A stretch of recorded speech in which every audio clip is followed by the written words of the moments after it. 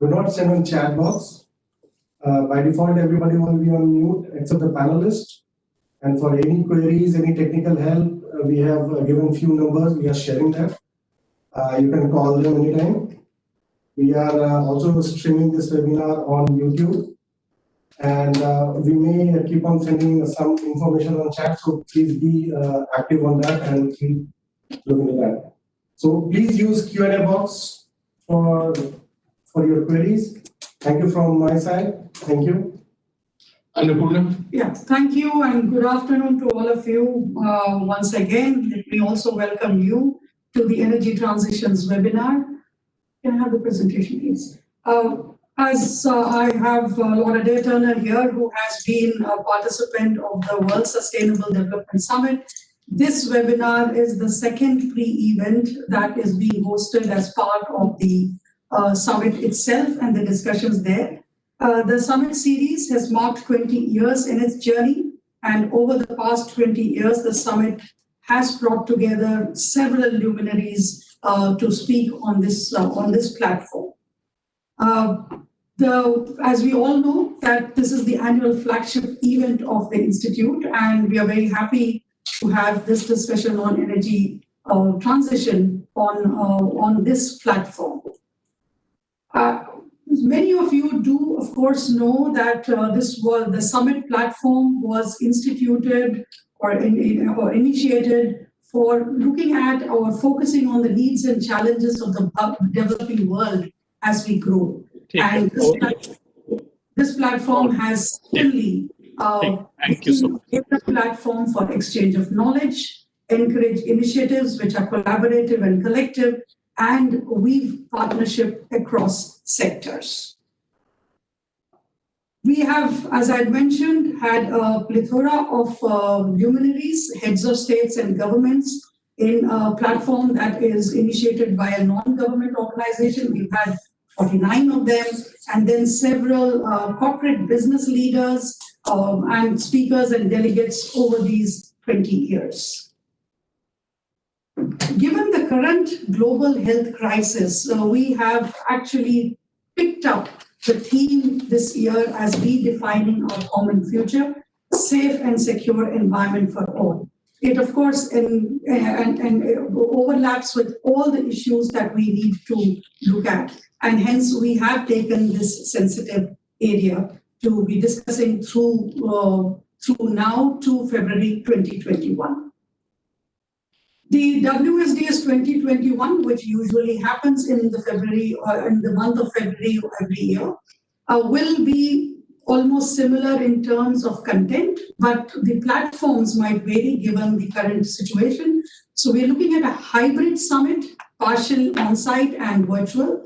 There will, of course, be plenaries. There will be business sessions, which are essentially the focus where we have leaders coming in, and an e-expo instead of an on-ground expo. There will be thematic tracks, which will be, of course, plenary, which will be, of course, online, and they will not be on ground. Some of the key feature is that there is going to be a major focus on women. And women on the rise, redefining our common future, is going to be the theme that will lead all the dialogues that will bring in women and their role in rebuilding our economy. The other feature that has been in the past in the summit itself is this youth, where we are going to be looking at a youth who represent the most dynamic and vibrant segment of our population.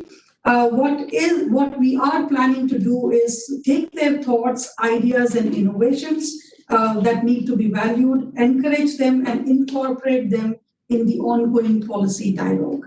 So the youth are going to be an important aspect. As I mentioned, the virtual sustainable action dialogues, as we are in here today, and the one that was held on the 4th of June to commemorate the World Environment Day. This is the second event. These are the building blocks for the summit's deliberations and play a crucial role in engaging with multiple stakeholders.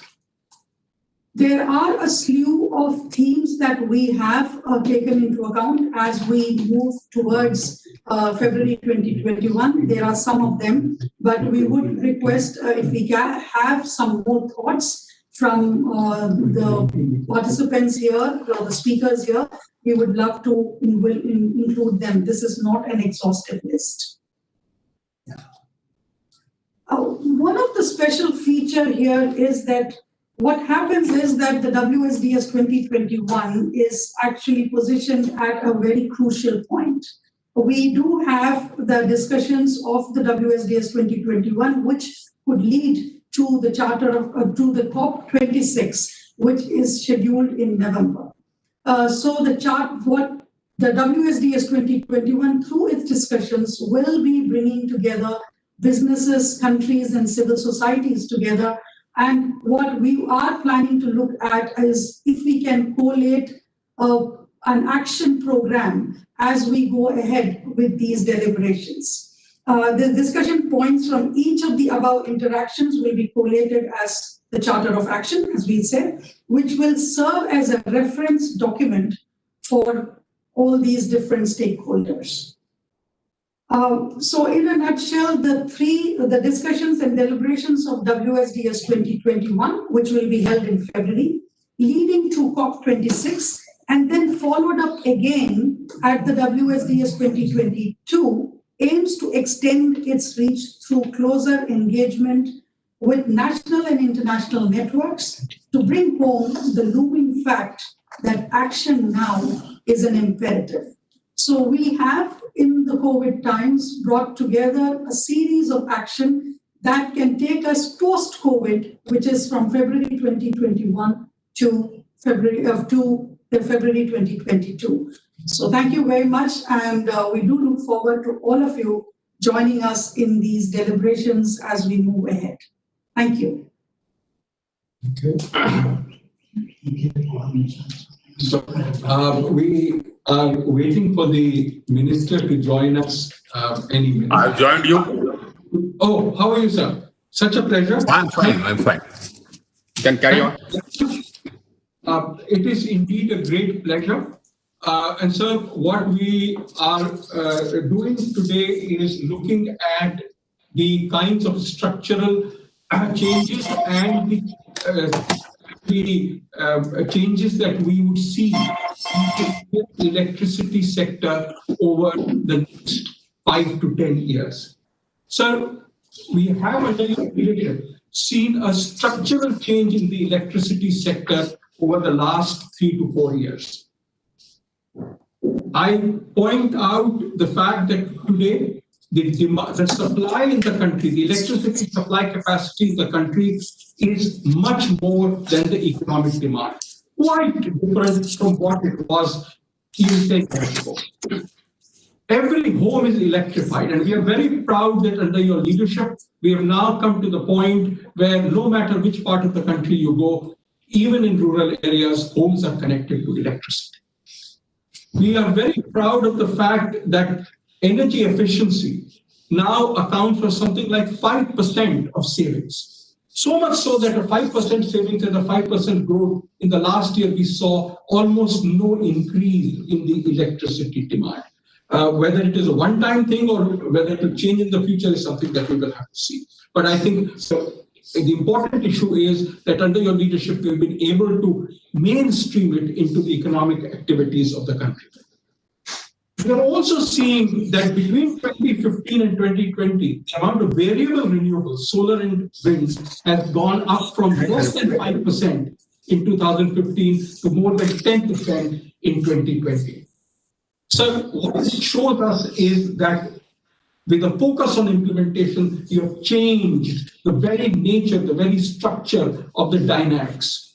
If you look to the future, I look at the Kusum scheme and see that it has, by linking renewables, by linking energy efficiency, by linking water conservation with economic growth, we have the makings of a program that can completely change not only the electricity sector, but rural growth in all. We are looking, sir, at a Paris pledges, and note that as far as the carbon intensity target is concerned, we had committed that we would reduce it by 33 to 35% in 2030. I think we are already somewhere near 25%. We looked at the commitment that 40% of electricity capacity in 2030 would be based on non-fossil fuels. We are already at 38.5%. So I think we are well on our way to achieving this target well before the year of 2030. So we've also seen in the past few weeks that round-the-clock renewable electricity, renewables plus storage, would cost less than new coal electricity in 2 to 3 years. All of this provides us with a structure that will be very different in the future than it was in the past. And I think both in the area of implementation and policy and your leadership, this sector has seen a change which it had never seen in the time since independence. So as we look ahead, as we look ahead, we would like to focus on 4 key messages. The first message, sir, is that we have seen a huge drop in the electricity demand in the past few months because of the COVID pandemic and lockdown.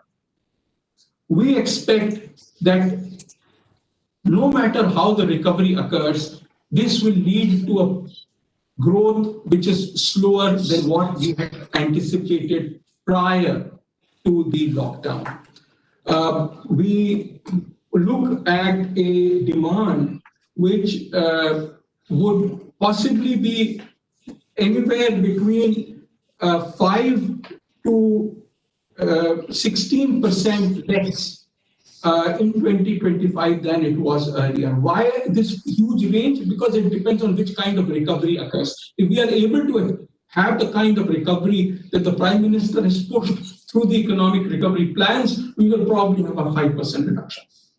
If it is a recovery that takes much longer, the demand for electricity could be 16% less in 2025 than it is now. So the short point that we want to leave with you is that we will see a reduction in the demand in the years to come.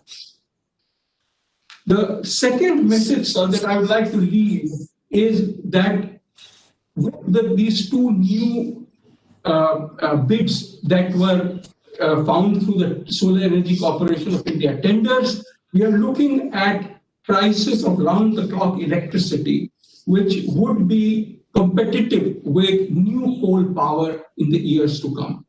And they will be competitive at least for about 50% storage capacity, which essentially means that we can grow to much larger levels than we had thought. Now, in doing so, we looked at both capacity costs in coal and variable costs in coal. We also looked at prices of solar on the one side and prices of battery on the other side. So we are comparing apples and apples and oranges and oranges. When we look at that, sir, what we are seeing is that unless we go for very high levels of variable renewables, the current capacity would be able to manage the amount of variable renewables that we are talking about, including the enhanced 450 gigawatt capacity that was talked about earlier. Next. So the third message is that while this huge capacity will be created, we also have the capability of managing it till 2030 at no extra system cost. So this is important because we are looking at 2 kinds of costs. We are looking at fixed costs and variable costs. If we put in more storage, the fixed cost increases, but the variable costs decrease. But as far as the system cost is concerned, the 2 of them together, that does not change over the time period that we are talking about. Hence, a policy decision about where is it that we invest, that we do both capacity and variable is a key issue that comes up in front of us. But the point that I would like to make is that it is possible to meet our full demand with a very high degree, certainly 30 to 40% with no problem and with no additional cost. So the last point that I wanted to make was that this would obviously imply that we have to invest in flexibility. What we have looked at, sir, is one kind of flexibility, that is battery storage. Of course, there can be other kinds of flexibility. What we also looked at is how much battery capacity do we put in, when is it charged, when it is discharged. So the graph that you see in the center of the chart tells when are batteries charged, that's the dark part, and when are they discharged, that's the yellow part. And you see that in the middle of the day, they are discharging. At night, they are, the other way around, they are charging in the middle of the day, they are discharging at night. But the point that we wanted to make was that with this kind of storage capacity, we should be able to meet our goals. So we also looked at the fact that we cannot build a battery capacity overnight. And therefore, we need a range of flexibility options. First of all, we are looking at coal power stations, which are cycling up and down. Second, we are looking at energy efficiency, essentially providing signals to consumers that they should reduce their energy demand. So with air conditioning, there is a huge potential. If we increase the load increase the temperature set point from 24 degrees to 26 degrees, we get a 10% reduction in energy demand. And if we are able to provide a financial benefit to people who switch within a given period of time, that could be used as another way of meeting the demand. And the third is, of course, storage batteries, or as we look into the years ahead. Now, so this will clearly imply that we would need a policy structure which looks at how we make this happen. Very clearly, we are lucky that we have a system in which there are capacity costs and there are variable costs. This, I think, should continue into the future. I think we should have a capacity market which encourages the building up of battery banks to allow the round-the-clock supply to others. So, with these four messages, can I request you to release the two reports which encompass these two messages, and then may I request you to share your thoughts with us. So before we do that, can I request Lord Adair Turner to share his thoughts with us? Lord Adair Turner chairs the Energy Transitions Commission, which is a global group of CEOs of power companies, of power users, of energy users, not just electricity, who are working across the world to see how countries and companies can move towards low and ultimately zero carbon options. So if I can request Lord Adair Turner to share his thoughts with us, and then I will request you to release the report. Adair? Ajay, thank you very much. Minister, it's a great pleasure to meet you, even if over the video, and also to be talking to many friends in India. I wish I was able to be with you in person, and hope that I will be by the time of the event, the World Sustainable Development, a seminar in January next year. Clearly, we are all dealing across the world with this COVID-19 crisis, which forces us to operate in this fashion. And we will continue to have to struggle with that major health and economic crisis. But it's also important as we do that to keep the focus on the big picture and the big threat which faces us over the coming decades, which is climate change, which is also a threat we have to deal with. And if anything, over the last few months, we have seen accumulating evidence of just what a huge challenge this is. I remember in May and June last year, India was racked by enormous heat waves. I think your heat waves this year have been slightly less extreme, but they have still been pretty big and indicators of where the world is heading. But elsewhere in the world, we have seen some truly dramatic developments.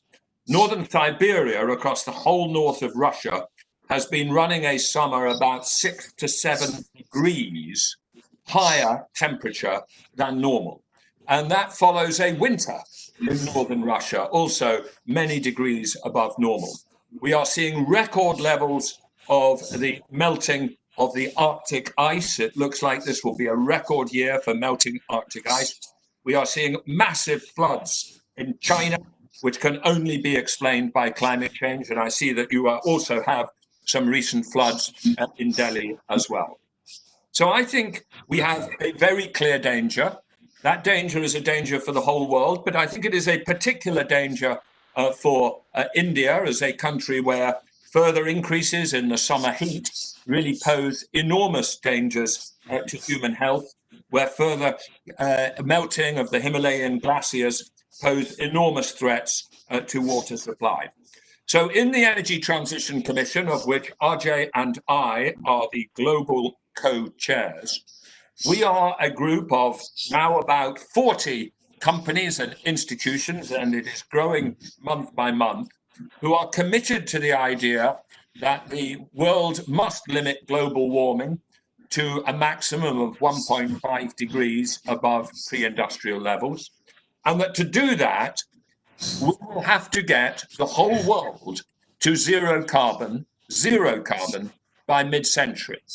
We would say the developed world has to get there a bit sooner, by 2050 or even 2045, but the developing will need to be there by 2060 as well, if we are serious about dealing with this problem of climate change.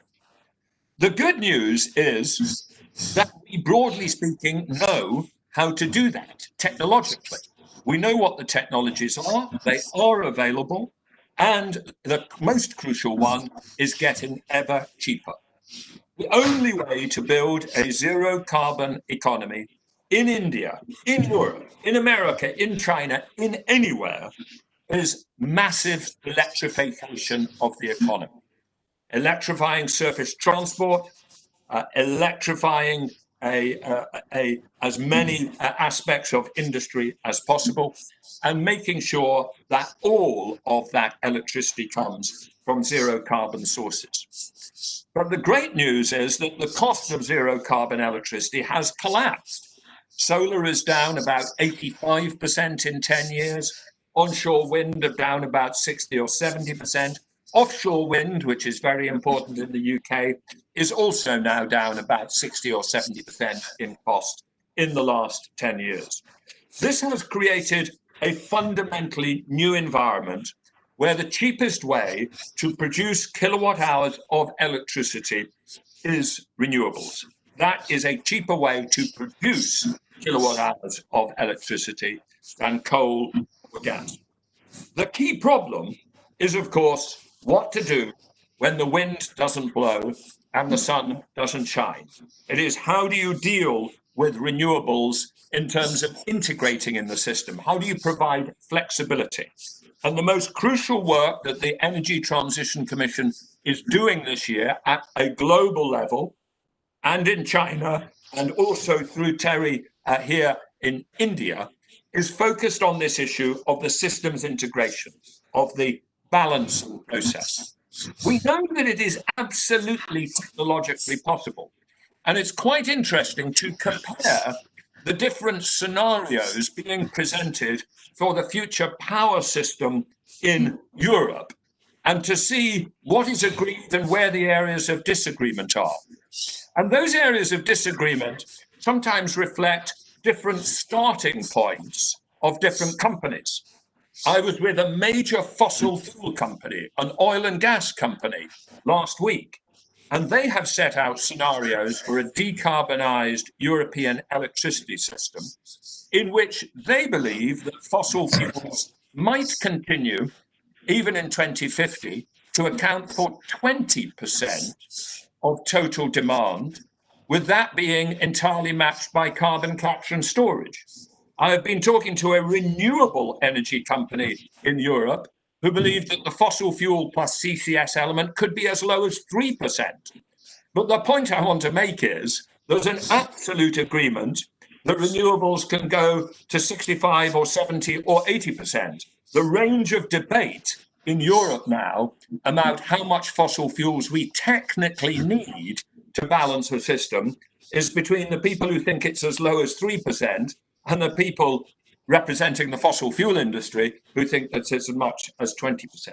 So it's absolutely technically possible to develop systems which are primarily focused on variable renewables, particularly if you have some nuclear and hydro as well. But of course, the crucial issue is how fast can you build such variable renewable dominated systems and on what cost? And to answer that question, you have to do really, really detailed analysis. And that is what the TERI report, which is being produced today on renewable power pathways, set out. It is an incredibly detailed and professional piece of work, which goes to the level of each individual coal power plant in India and works out how flexible they could be and what their costs of production are, which works out where specifically in India one would put the wind and solar, and what are the consequences for the transmission lines. And it clearly shows that it would be possible for India to take zero carbon sources to as high as 47 or 48% of its electricity demand by 2030, with variable renewables in that as high as 32%, while, if necessary, doubling electricity demand from current levels to support the growth of the economy. And it clearly shows that the total costs of such an increasingly variable renewable system will be exactly the same, no higher than if India went ahead with a more fossil fuel-based basis for growing. And indeed, I suspect that over the next 10 years, we will find that even the report, which TERI is putting out today, will end up a little bit cautious, because quite rightly the team have been deliberately cautious. They've made sure that they don't overstretch the assumptions. But if you look at the latest auction for solar plus batteries, and I see Sumant Sinha from Renew Power on the line here, with a solar plus batteries deal, providing power 80% of the time for 2.9 rupees per kilowatt hour, 3.8 cents per kilowatt hour. That really tells us that if that develops further, we will be able to go even faster and at an even cheaper route towards a variable renewables system. Now, Thomas will go through the details later, and RJ has already talked about them. But at the global level, as we try and understand the implications of this report for our global point of view, we are taking from it a simple message. We are now at a time with renewables where the fundamental principle across the world, we believe, should be that all growth in electricity demand should be met by zero carbon sources. That will still leave the existing coal plants in place for many years and a certain level of coal demand. And then we will have to work out in the 20s, 30s and 40s, how do we get out of that existing coal capacity? But if we can move globally to a principle that all the growth from now on should be zero carbon, that will make a huge contribution to dealing with this massive problem of climate change, which is still there and which, if anything, is accelerating and getting worse month by month and year by year. So thank you very much for inviting me, and I very much look forward to the presentations and the discussions. Thank you. Thank you very much, Adair. After these words by Lord Adair Turner, Minister, can I request you to release the two reports on the pathways and on the demand projections in view of COVID?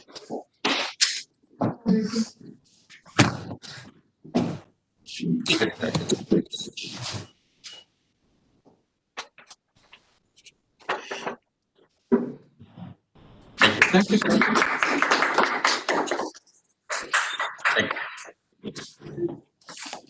These reports will be on the website of ETC India, of WSDS, and of TERI as this event goes on. And sir, can I now request you to share your thoughts with us? Thank you, Dr. Mathur, Lord Adair, Sanjeev, Sumant, friends. I'll begin by referring to what Lord Adair was saying. And you know, Lord Adair, India has the highest rate of growth of renewables in the world today. And this has been so for the past 2 years. We have been, the rates of growth of renewable energy in our country has been the highest in the world. Our solar energy capacity increased by 16 times from 2014 onwards till date. And independent surveys have categorized India as the most attractive destination for renewables. Yep. Almost every major fund in the world is invested in India. And we have been expanding our renewable energy capacity at a huge pace. But I'll begin by saying that, for me, handling energy in India, I think life has never been more exciting. We have been transforming this sector. When we started off, when our government started off, we were power deficit. And we've converted this country into a power surplus country. Today, we export power to our neighbors. We are exporting power to Nepal, to Bangladesh, Myanmar. We've united the country, the whole country, into one grid. Right up to the northernmost reaches of our country, in the easternmost reaches, southernmost reaches. It's all one grid. It's perhaps the largest single grid in the world, operating at one frequency. In about 18 months, we extended electricity access to every home. We electrified about 19,000 villages which had not seen electricity. And we reached electricity to about 26.7 million homes in about 18 months. This was the largest expansion of access in the world in such a short time. And as I said, the expansion of renewable energy capacity is at the fastest pace ever in the world. Our Prime Minister and our government are very firmly convinced that we need to reduce the growing burden on the environment. We feel that this is a feeling which has come to us from our culture. But we believe in it strongly and fervently, that our environment needs fixing, that we need to leave behind a world which is healthier for our children and great-grandchildren. So our Prime Minister declared that by 2022, we'll add 175 gigawatts to our renewable energy capacity. Now, we've already added about 88 gigawatts, about 45 gigawatts is under installation. And we have bid out another about 30,000 megawatts, 31,000 megawatts. And this is only solar and wind. If you add hydro, you can add 45,000 megawatts of hydro, which is already established, and 12,000 megawatts of hydro, which is under installation. So if you take the capacity which has been installed and which is under installation, it comes to 190,000 megawatts, 190 gigawatts already. Whereas we had promised that, we'll add 175 gigawatts by 2022. On the sidelines of COP21, we had committed that by 2030, 40% of our capacity will come from renewables. Now you already have 38.5% of our capacity coming from renewables already. By 2030, our estimates are that we will have added 450 gigawatts of renewables, minus hydro. That's leaving out hydro. And if you add hydro, you can add another about, say, 60,000 megawatts to that. So maybe 510 gigawatts will be from renewables. I heard your assessment saying that it will be about TERI's assessment that by 2030, about 40% of our capacity will be from renewables. And that's not correct. By 2030, at least 55%, at least 55% of our capacity will be from renewables, if not 60%. In fact, I would say that by 2030, 60% of our capacity will be from renewables. And that is on a conservative scale.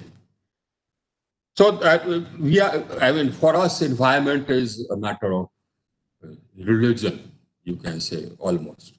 And we are pursuing this with a single-minded dedication and forward, and we'll continue pursuing this. So we are not only adding capacity, we are also looking ahead. And this has had challenges. Adding capacity has challenges, but we have been meeting those challenges.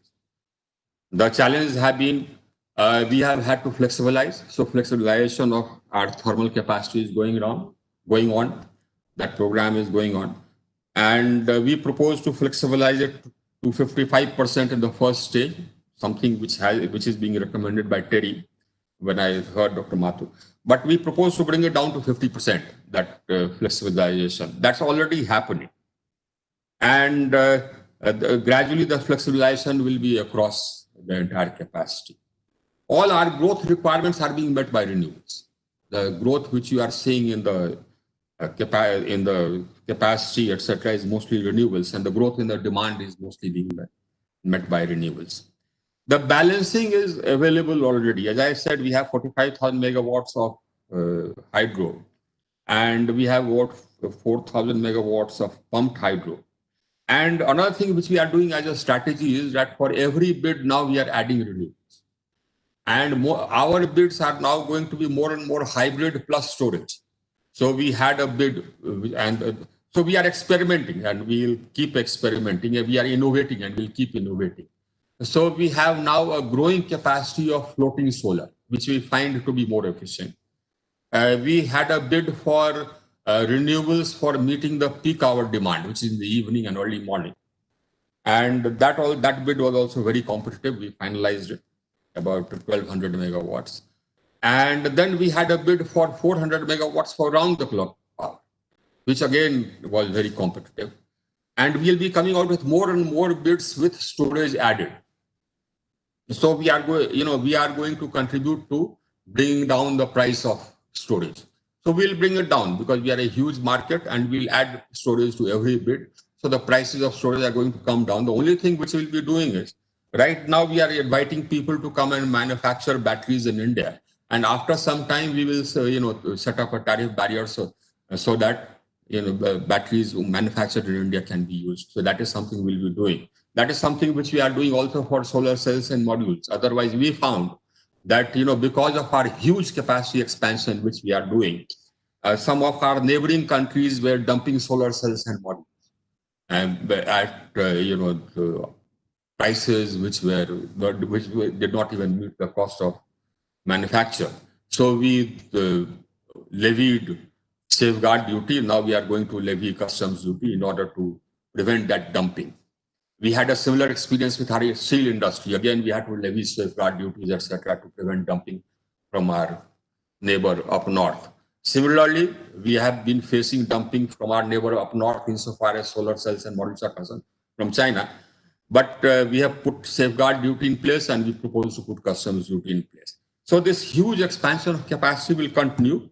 Of course, we will insist on most of the things being made here.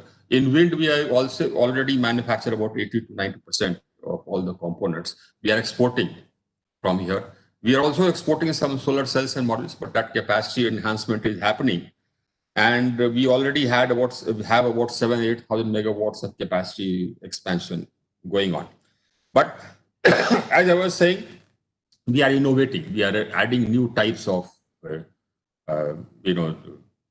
structures, balancing, and our balancing system and our grid is working. We have 2 programs for constructing green energy corridors. So one program is almost complete. Another program is under construction. And we are having another tranche of green energy corridor, which is under construction. I would like to thank the World Bank and the KfW, which is a German financing company, for financing part of that green energy corridor. We are adding lots of capacitors, etc. Now, this huge injection we have been able to manage very well, and we have been able to balance very well.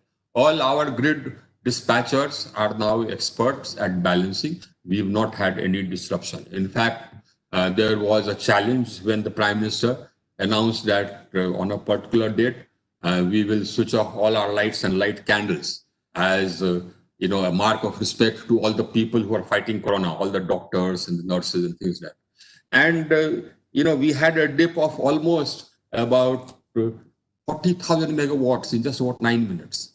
And then it came, 40,000 megawatts went offline and then came back. I think it was slightly more than 40,000 megawatts, but we managed it. So our flexibilization system is working well. The challenges are there in other fields as well. Now, we already have a vision. Our country has a vision of electrifying our economy. So the electrical mobility is a mission, and we have started on electrical mobility. We intend to proceed ahead with this. Electrical cooking is another mission on which we are proceeding ahead. So we want to electrify our economy, and of course, we definitely are going to sort of green our electricity. Incidentally, the green cover in India has also increased, and there's no doubt Ajay would have told you, or he will tell you. So environment is a matter of, a huge priority for us. And we believe that this is and should be a priority for the world as well. Because we ourselves setting our house in order, and we ourselves, doing all these things will not really make a difference until and unless all the countries join us and do this. For that, we started the International Solar Alliance. And I'm happy to tell you that that has been a success. We already have about 87 countries we have signed as to become members. And we've had 3 sessions, general body sessions already, in which the ministers from these countries participated. We have a vision. We have a vision of one sun, one world, one grid. And we believe that, if you have one sun, one world, one grid, then you don't even need storage, because when the sun sets in Vietnam, it is shining in India. And when the sun sets in India, it is shining in Oman and maybe in Morocco. And so if you have one grid, then that problems of storage is taken away, is reduced. So we have set up a study on that. The World Bank is financing that study. We thank them for that. But we believe that this is feasible, and we are going to put it in place. We generally, our government does what it determines itself that it will do, like access, etc., and energy transition. So we believe that we will be able to meet this as well. Now, the energy transition is not only adding of renewables, and which we are doing at a fast pace. It's also in energy efficiency. For example, in the past 18 months or so, we changed about 11 million streetlights. In just about 18 months, 11 million streetlights we changed to LED. Again, Dr. Mathur can give you the figures. 360 million LED bulbs we sort of changed only by our PSU. And if you take the private sector, you add another about 700 million more.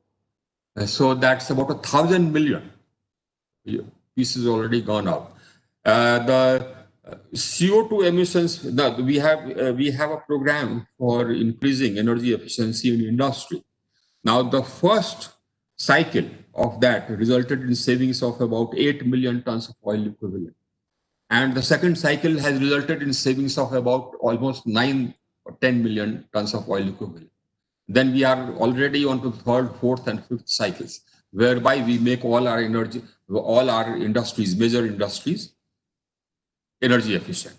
And that is reducing the CO2 emissions. As I said, all these efforts have added up to almost 120 million tons of CO2 emissions being avoided because of these energy efficiency measures. And we believe that our energy efficiency measures are also perhaps the leading, one of the leading energy efficiency measures in the world. We believe, as I said, we are transforming the energy sector, and it's deeply satisfying, and the challenge also is exciting. We are happy to engage with the challenge, and we believe that we are making a difference, and that difference is for the better, and that making that difference is essential for the world. And I'm quite certain that other people, other governments in the world would also be doing the same. I'm quite certain about that. Thank you. Thank you.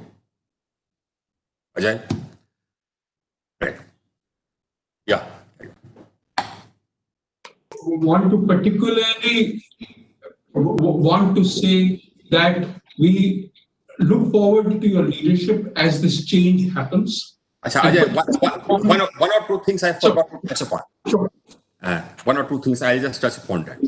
You mentioned this. This was the challenge posed by COVID, and how we are coping with it, and what was that challenge actually. Now I'll tell you. Basically, in the months of January, February, and March, that did not result in a decline in our consumption. The decline came in April. Now, in April, the decline was about 24.9%.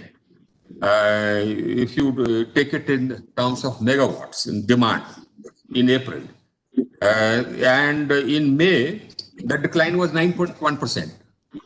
Further, when they compared to the May 19, the decline was 9.1%. In April 20, compared to April 19, the decline was 24.9%. So the maximum, the peak decline was in April, that was 24.9% compared to the April 19. In May, it was 9.1%, so compared to May 19. In June, it was 10% compared to June 19. And July, it was only about 2.7%. And in fact, today also, the decline compared to the same date last year would be only in that region, about 2.73%. The thing is that despite the lockdown, and despite the fact that even after the lockdown opened, many of the workers had gone back home, and it took time for them to come back and for the activities, industrial activities to restart. We have already rebounded back. And I think we'll continue rebounding back because of the huge expansion of access which we did. Yeah. And I don't see us suffering from any long-term impacts insofar as the power sector is concerned. We'll be growing at a slower pace for maybe about a year, but the growth will be there. We'll be back. We are almost back. On many days in the past, for example, on the 18th, the gap between the 18th of July 2020 and the 18th of July 2019 was only about 5,000 megawatts in demand of 165,000 megawatts. So 5,000 out of 165,000 is how much? 1%. That is where we are. I would, looking at the government's policy, the government has been very conscious about the need to kickstart the economy and the need to bring in public spending, especially in the infrastructure sector, so that the growth picks up again. Now, once that public spending also starts, which has started in some areas, the growth will pick up again. I see there's another thing which we are doing, which you alluded to in your talk, Dr. Mathur, and that was, we are also engaged in another form of transition. Now, this form of transition is actually democratization of generation. This we experienced when we started on our program of expanding access. There, at that point of time, grid had not reached many corners, Leh, Ladakh, Arunachal, etc. So, thank God for solar. Solar was available, so we lighted those homes using solar. And we found that the solar, apart from lower costs, also afforded us this flexibility because of distributed generation. Now, another drive which we are starting in is to convert most of the consumers which we have everywhere, not only in the rural areas, but also in the urban areas, to prosumers. That's our new drive. So we are coming out with a charter of rights of prosumers. So every consumer will also become a producer to a rooftop, or if he's a farmer, do solar panel on his fields. And if it is, arid, then solar panel covering in his entire field. And his earnings from renewable energy will probably rival, if not exceed, the earning from the wheat and rice crops which he grows.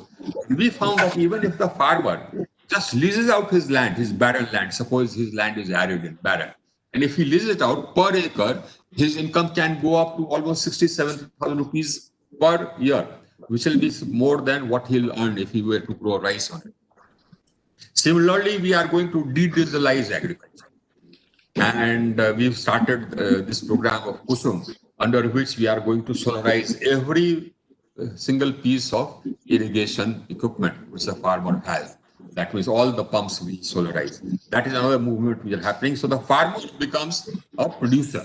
The surplus energy, when he's not using it for irrigating his fields, he sells to the grid, and the grid will buy it. That is one of the rights which we are providing in the rights of prosumers, which we are going to come out with. So, we are looking across transition, across a number of fields. And as I said, it's only a question of ideas. So we welcome ideas. If TERI has any ideas, we'll welcome it. And we like experimenting with ideas. We love adventure. So please come up with ideas and we'll try it out. We like it. Thank you. Thank you very much, sir. That's music to our ears. We like to provide new ideas, provide a bridge between what is happening globally and the reality of politics and economics in India. So before I end, can I request Lord Adair Turner to say a few words, and then we will end this inaugural session. Adair? Thank you. I just wanted to say that it's very important that we think both of new ideas from the global to India, but also from India to the world, because I think the minister may have been himself referring earlier to this recent report from Bloomberg New Energy Finance, which is called India's Clean Power Revolution, a success story with global implications. And I just want to stress that what is happening in India on solar and wind, and in particular some of these round-the-clock contracts, is, I think, in many ways ahead of the world. And certainly our work through TERI on the power system within the ETC is, I think, our cutting-edge work, and which we are going to then use to inform our work elsewhere. I just wanted to also clarify, I think the minister was suggesting I might have been a bit conservative with my 47 to 48%. But just to be clear, that is generation, and the percentage of capacity would be much higher still. So I think we are talking very much the same story. But one of the reasons why I am very keen to continue to build our activity in ETC India is that India has a lot of things to teach the rest of the world, both on the development of renewable power and on the energy efficiency programs, as well as the other way around. And I look forward to continued dialogue. Thank you. Thank you. Thank you. Democratization of electricity has given us huge dividends. Now when I go to my village, people tell me, वो साहब adhere apologies for speaking Hindi, वो साहब जो बिजली बेच सकते हो वो स्कीम कब आएगी? So they know about Kusum. This is a huge transformation in the changing the one-way flow of electricity to a two-way flow. Sir, let me thank you very much. We remain committed to supporting you. Through ETC, through our work with other partners, we will continue to provide the kind of policy support that the ministry sees and needs. Thank you, sir. Thank you very much. Thank you. Thank you. So without further ado, can I now request Thomas to provide a more detailed version of our work, and then can I request the Power Secretary, Mr. Sanjeev Nandan Sai, to share his thoughts with us. So, Thomas. Thank you very much, sir. Can you just confirm that I'm audible? Yes, you are audible. We can see your presentation as well. Okay, wonderful. So let me also extend my warm welcome to everyone who is attending this webinar on the WebEx and on YouTube, and my thanks also to the panelists that we have joining us today. I think we're going to have an excellent discussion. So in view of the august nature of the panel, I'll try and take as brief a time as I can so that we can leave as much time for discussion and hopefully some Q&A at the end as well. So what I'm going to do is in not more than 10 minutes and a handful of slides, try and present to you some of the key results of the work that we have done and which is being published today. You will forgive me if this is a little brief. The two reports that we have produced, I think together run to almost 100 pages. They're freely available for download. The data underpinning the results is available for download.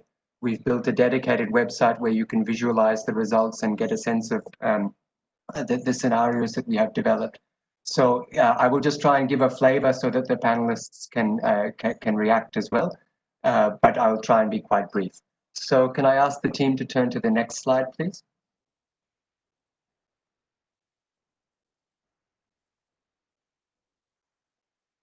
It is not coming. Yeah, thank you. So as the Minister mentioned in his remarks, as we increase the share of variable renewables, the technical challenge of grid integration of these sources of supply increases, because we need to balance the electricity system at every location in the grid, at every point of time in the day, and that too for 365 days of the year. So as you start analyzing power systems with high shares of variable renewables, you need to start getting into a lot of technical, temporal, and spatial detail with that analysis. And so with this in mind, we have built a model that models the operation of the power system in India at a very high degree, first of all, of technical detail. So we have all of the technical characteristics of each generating type, from coal to gas to hydro, so that we can operate these power plants in our model exactly like they operate in the real world with their relevant technical constraints. We, as Lord Adair Turner mentioned, we represent every single generating unit in India. So there's more than 900 units in our model, giving us a very rich detail as we look at how the power system operates. We also operate the model in a very high degree of temporal detail. We model every hour of the year, 8,760 hours, allowing us to capture daily and seasonal variability of demand and supply. And we even turn down the resolution from hourly to 15-minute for some parts of the year so that we can really capture whether we are able to turn up or down supply fast enough to meet the variability of renewables. We also operate the model in a great deal of spatial detail. So we represent each state of India individually with unique demand and supply profiles. We have a full representation of the transmission system, and we locate each renewable generating plant specifically at a certain site in India and develop its production profile across every hour of the year related to the local weather conditions where we located. So this allows us to explore how we can optimize the system to minimize cost, how we can operate the system to ensure respect of technical constraints, and how we can integrate variable renewables. So can I ask the next slide, please?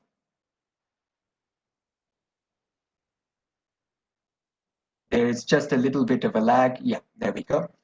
So with this model, we analyze a range of scenarios for the power system in 2030. And we develop those scenarios by varying assumptions across three categories. So first of all, with regard to generation capacities. So we developed two scenario variations, which we call the baseline capacity scenarios, where we have 26% share of variable renewables in total generation. As was highlighted by Lord Adair Turner, this entails a much higher share in capacity. And if we add in nuclear and hydro, then the share of zero carbon sources is about 42%. We also have a high renewable scenario where we have 32% of wind and solar. We then explore different scenarios for power system flexibility. So in particular regarding the degree of flexibility that we get from our thermal generating units, in particular the coal units. We make assumptions about what if some of the units can go below the 55% technical minimum that has been mandated by the government, and so on. And we also explore scenarios that look at battery storage. Third category of assumptions relates to the transmission system and the degree to which power can be transferred around the country. So we explore scenarios with greater degree of power transmission infrastructure in India, lesser degree of transmission infrastructure, higher degree of power sharing across the states of India, and so on. So with this combination, we have 7 unique scenarios, 4 sensitivities around each scenario, more than 100 hours of model simulation, and the entire data set can be publicly downloaded. So can I ask the next slide, please? So I'm just going to give a flavor of the results from the perspective of 4 or 5 key messages. The first key message that I wanted to convey is that it's very important that the existing conventional coal fleet and hydro fleet plays a role in integrating variable renewables. So on the graph on the left, you can see one day in our model, it's June 24, 2030, and you can see that as solar generation picks up at midday, the coal fleet turns down quite substantially in order to accommodate the injection of solar at midday. Likewise, the hydro fleet, which is represented in the dark blue, has to turn down almost to zero at midday to accommodate the injection of solar. And then the hydro fleet provides fast ramping capabilities as the solar generation starts to wane and as we meet the evening peak power demand. You will also see that, and this is in the brown color, there is some curtailment on this day. This means that some of the solar generation could not be absorbed, and we explore in other scenarios ways to reduce this degree of curtailment. But key message number 1 is the conventional fleet has a crucial role to play. We need to achieve mandated targets like the 55% technical minimum across the entire fleet by 2030, and some of the coal-fired fleet may have to achieve an even more ambitious technical minimum. And it was quite encouraging to hear Minister R.K. Singh speak about that. Could I see the next slide, please? So second key message is that battery storage and pumped hydro storage can provide multiple benefits to the system and need to be developed at scale by 2030.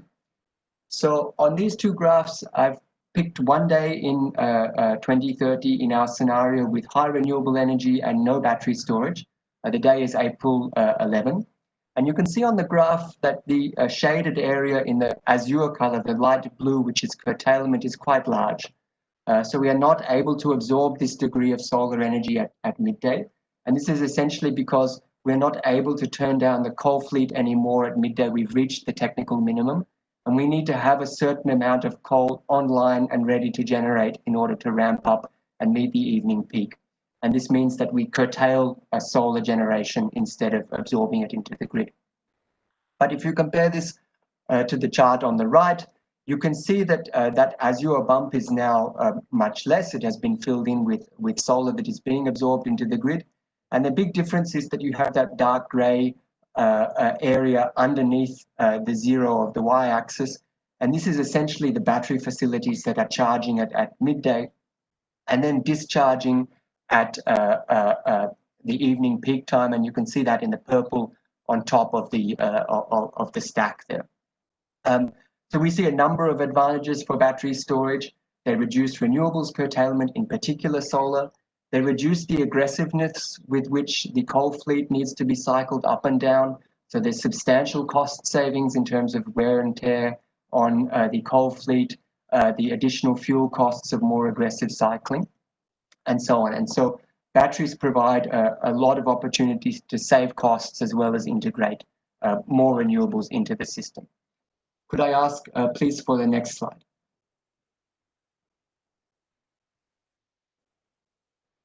Yeah. So the third key message that I wanted to leave you with is that India's very large and well-integrated grid is a crucial tool for integrating variable renewables. And we model this very explicitly in our model. So what you can see in the chart on the left is the representation of the electricity grid in our model. And I've picked 1 hour of the day for 1 day of the year. This is 1 p.m. on the 25th of May in 2030, according to our model. What you can see in the colors of each state is their net power supply position. So states that are shaded yellow, red are net exporters, and states that are shaded blue are net importers. And you can see, because this is at midday, there's a large amount of solar injection in the grid, and high renewable states like Rajasthan, Gujarat, the southern region states like Tamil Nadu, Karnataka are net exporters. Maharashtra is a net importer because its demand tends to peak at midday, and therefore it's very well suited to absorbing large amounts of solar electricity. And the northern region is a net importer as well. Now, the key point that I want to make is that if you pick the an evening hour in the model, you would see this picture reversed, that maybe the southern region has started to become a net importer. Some of the coal belt in the central and eastern region, Chhattisgarh, Madhya Pradesh, is even more significant net exporter. So the grid allows us to transfer power around the country in ways that allow us to absorb more renewables in aggregate as a country than as one state could do on their own. And that's a very important point. Final point that I wanted to leave you with here is that this is not just a question of infrastructure. Indeed, our transmission infrastructure is already pretty well developed in India. It is a question of regulation and markets. Right now, we have a situation in which each state dispatches its power according to its own demand and supply. In the future, we will need to move gradually towards a system in which we start to optimize that dispatch, not at the level of individual states, but at the level of individual regions, and eventually at the level of the country as a whole. Can I move to next slide, please?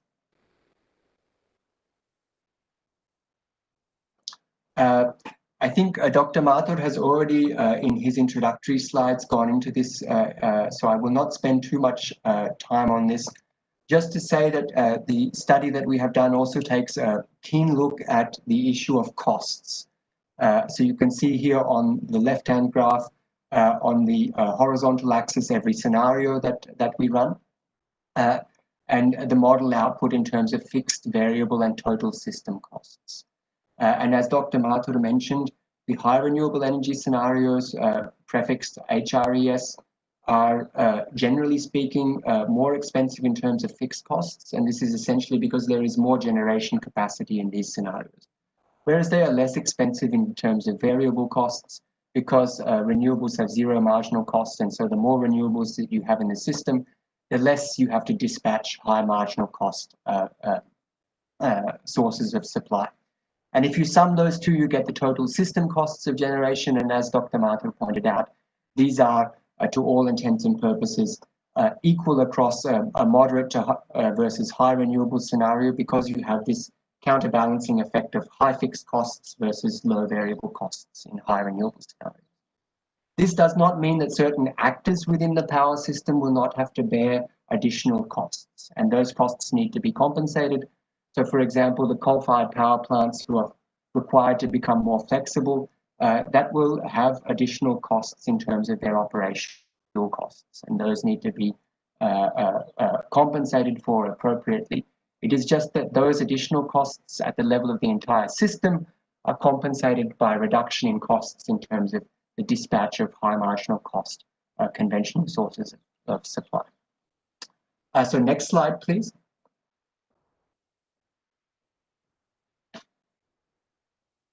So we are also releasing a report today which looks at the potential midterm impact of the COVID-19 situation on the outlook for power demand in India.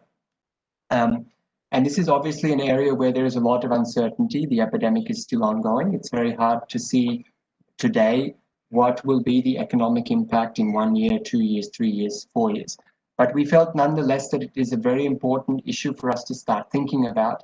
And therefore, we wanted to put this framework on the table in order for different actors to be able to decide on their own an assessment of what the likely demand and supply outlook could be over the coming years.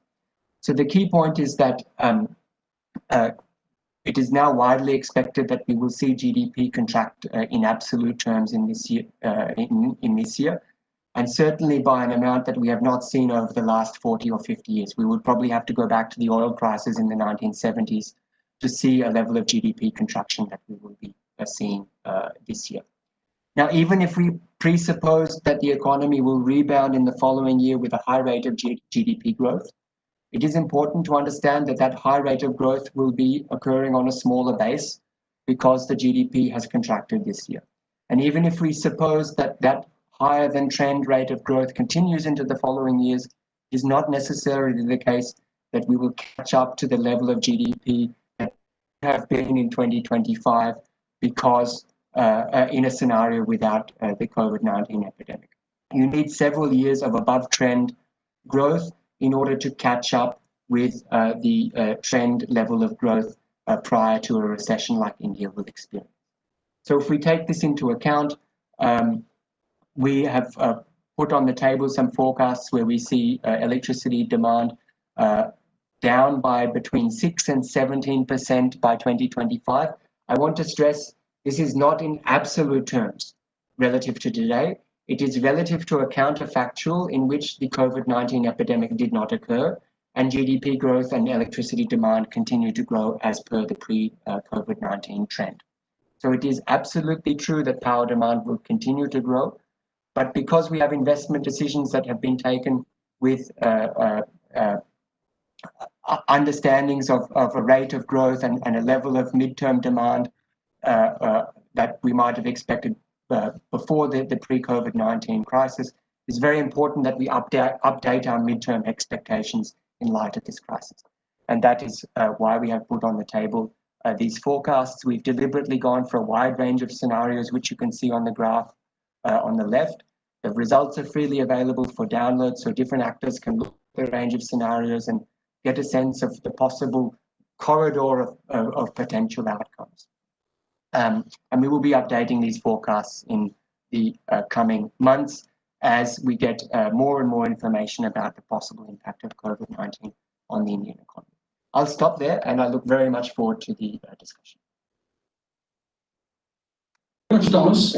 I hope that this provides an adequate amount of background to both discuss the report, but more importantly, to start working on them. As Thomas mentioned, these are available freely. The background data is available. We would like the community to start working with these to see what are the different kinds of scenarios that are generated.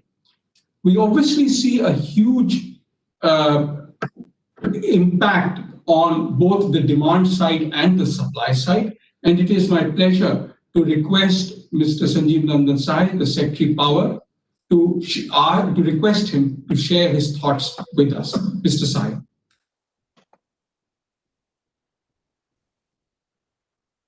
So please unmute yourself, sir. Thank you, Dr. Mathur, Lord Turner, and friends. I hope I'm audible now. Yes. Okay. Much has been said, and I think I have very little to add. But let me start with a bit of data about the energy consumption yesterday on 20th July. And how the non-fossil fuel generation, its share in total generation was 31.3%. It's in energy terms. So we're not doing too badly. I'm talking of non-fossil fuel generation. I had a chance of interacting with TERI and others when I was chairing this large-scale integration of variable renewables committee, in which TERI gave some very, very important inputs. And I believe that the findings that TERI has made today, form of these two reports, I'm really looking forward to reading it.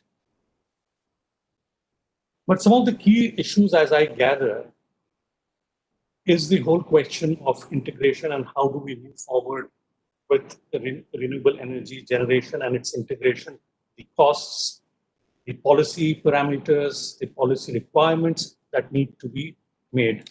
I'm sure that I saw in the slide about the PYPSA Indian model. I'm sure you must have interacted with CA, who also have a model, and would have helped both of you, I think, to tune it to a point that that would be more robust. The Honorable Minister had mentioned, and I think Dr. Mathur also mentioned, about the need of flexibilization of the coal fleet from 55% and below, and then to extend it to the state generating coal plants. And I think we need to clearly make a policy of incentivizing the state plants to move to at least 55%, if not below. Today, there is a belief that they cannot go below 70%. For integration of RE energy, of RE into the great important development that has happened is the inauguration of the real-time market. It started in June just this year. And it's becoming pretty popular. So a lot of the variability, short-term variability and the requirement of short-term flexibility can be met from the market. And I think the market will be able to indicate the true price of the short-term flexible power, which then could give signal to different kinds of storages to invest. A lot has been said about costs, and I think there are 2 points that I would like to raise here. One is, okay, first before that, the correlation between GDP growth and power growth. I don't know how strong that correlation is. And if I look at data of 1920, the electricity demand in the country increased by less than 1%. It was about 0.5, 0.6%. The GDP growth was substantially more, over 5%. So the clear correlation between GDP growth and the power demand needs to be examined in context of the effect of weather. Last year, we had extensive monsoons. And in a state like Gujarat, for example, in September, the agriculture demand was negative 67% compared to the previous year. Overall, in the country, the agriculture demand during the monsoon season was minus 21, 22%. So I think weather makes a big difference, along with obviously the demand for by industry and commerce. And as Dr. Mathur had mentioned, energy efficiency has its own impact. So there is some degree of decoupling with GDP growth. It is not a one-to-one correlation. That if GDP grows, it will necessarily pull up energy demand, as the example I gave of last year. It could be an outlier, but that possibility exists. On the cost side, I wish to hear from you all, not today, sometime later, on the policy of free transmission waiver, RE power. In my mind, and I've requested NTPC to have that studied, I'm yet to get that report. What happens with free transmission waiver is a stacking up of transmission costs, because then it incentivizes the RE generator, especially a solar generator, to go to the deepest areas where insolation may be high and land cheap, irrespective of the cost of transmission, because that is socialized. And this brings me to the key question of integration of RE to the grid, is who pays the cost of variation? Who pays the cost of incentivized transmission? Because with free transmission, what is happening today is that even the non-fossil fuels such as hydro, gas, and gas, because of low gas prices, have started. The production has increased by 30% in the last fortnight or so. They end up paying the cost that somebody else should have borne, because both of them are required for balancing, hydro as well as gas. So this is a policy question which, if it is possible, I would be happy if TERI could examine it. I am really, really pleased with the way this whole, this exercise has been carried out by TERI, and I hope to have a more detailed interaction with you, Dr. Mathur, and your team in the near future, so that we can learn from you. And as the Minister said, we are always open to new ideas. We are also working very hard on making the day-ahead market and the capacity market, day-ahead market deep. And something will happen in the next 4 months. A big policy step, which will make the day-ahead market far, far more liquid than we see it today. We have also, interestingly, you may not have gone noticed, but 3 to 4 years down the line, an office memorandum that we issued today, no, not today, about a week ago, allowing financial instruments to trade on the power sector. So now you have futures, forwards, options, and derivatives which can trade. This is going to provide a great hedging mechanism and will make the very, very hard-bound PPAs somewhat more flexible. With this, I thank TERI for having invited me and congratulate all of you for the great work done. Thank you so very much. Thank you very much, Mr. Sai. I must say that your presence in the Power Ministry has changed the outlook into one which is looking at institutionalization, into one which is looking at the policy instruments that are needed, into one that is looking at the kinds of both technical requirements, but as well as, for example, the financial requirements that you spoke about as far as the grid is concerned. We look forward to continuing to work with you and the Ministry of Power in taking this agenda forward. Thanks very much.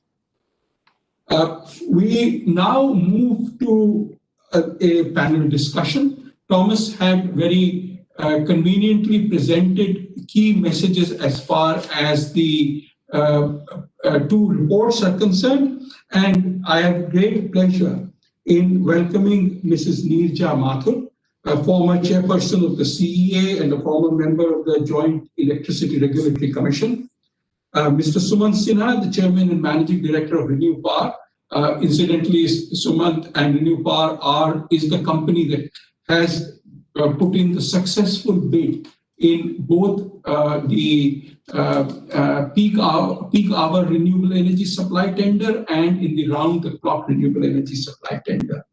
We have Mr. Dave Turk, who is the acting deputy executive director of the International Energy Agency and is heading their Global Energy Transitions Project. And we have Mr. Mohit Bhargav, executive director of NTPC. So without further ado, can I request each of the panelists to share their thoughts with us? We will go ahead with one set of comments from them. We will take on a few questions that we have received in the Q&A box, and then I would request the panelists to respond to those. So can I request Mrs. Neerja Mathur for her comments? Yeah. Am I audible? Yes, you are. Thank you. Okay. Thank you. Good evening. It is certainly my privilege to be here for this August gathering, even the virtual meeting we are having on the occasion of a pre-event on energy transition. The Indian power sector has certainly come a long way from an era of huge power shortages, which were rampant in each state, and access to electricity was also very limited. Through concerted efforts on the part of the center and the states, a huge capacity addition took place in the decade from 2005 to 2015. And as a consequence of these efforts, sufficient generation capacity is available now to meet the demand of the country, and the reported peak and energy shortages have been reduced to a minuscule level of about 0.5%. However, this has resulted in underutilization of the existing coal-based capacity, which has also led to stranded assets in the power sector. The of coal from about 79% during 2007-8 to about 61% in 18-19, and they have reduced to a low of about 48% in May 2020, which of course is due to the COVID effect. As we are all aware, traditionally the electricity generation mix in our country is dominated by thermal and hydropower. However, environmental issues, emission from stations, climate change concerns, along in the costs of renewable energy sources, have given a push to the solar and wind-based power generation technology. With an increased focus of the government on renewable power or greening of the power sector, India's target to install about 170 gigawatts by the year 2020. However, the intermittency associated with RE technologies is certainly a limitation, and this needs to be addressed and taken care of. One of the options which can help in large-scale integration of renewable energy can be adoption of grid-scale energy storage technologies, which can complement the RE generation sources. Storage hydro plants and pump storage plants can also facilitate integration of high variable RE power into the power system. Therefore, the successful operation of a large quantum of variable RE capacity can only be possible if renewable energy is integrated into the grid in a very smooth and effective manner. TERI's report, which has been launched today, has drawn up a very cost-effective and feasible plan for India's power system to achieve high levels of wind and solar electricity generation by the year 2030. These studies, they provide a very solid base for the policymakers and the planners to pave the way for the development of a reliable and efficient power sector while minimizing the emissions. However, it is very pertinent to mention that since generation is delicensed, there is very little control one has over setting up of particular type of generation plants, and therefore these plans at best provide a guided framework for setting up of generation capacity in the country. However, how I see it, these plans are extremely important because they give and insight to the policy framework should be conducive for incentivizing the implementation of the plan. Therefore, the emphasis here on policies which need to be suitable so that these plans can actually be implemented. Also, it is important that these plans need to be revised, modified at regular intervals in accordance with the actual materialization of various types of generation capacity. Because we know that these plans are based on certain assumptions of plants coming up or demand projections. So from time to time, it is important to capture the realistic happenings on the ground and then modify these plans accordingly. This may also entail enroute changes, modifications in policies to provide any midterm course correction if so required. An important point which comes to my mind and I would like to mention here is that a number of generation planning studies have been carried out on an all India level to estimate the capacity required to meet the projected demand with emphasis on reducing emissions. However, I think the level of success of these plans actually materializing is largely dependent on the state utility level initiatives and measures which need to be taken. As we are aware, the distribution sector is still a very weak domain of the power sector, and it is riddled with a myriad problems. It is therefore imperative that the distribution utilities also carry out power planning studies which would help them in procurement of power in the most cost-effective manner while also fulfilling their renewable purchase obligations.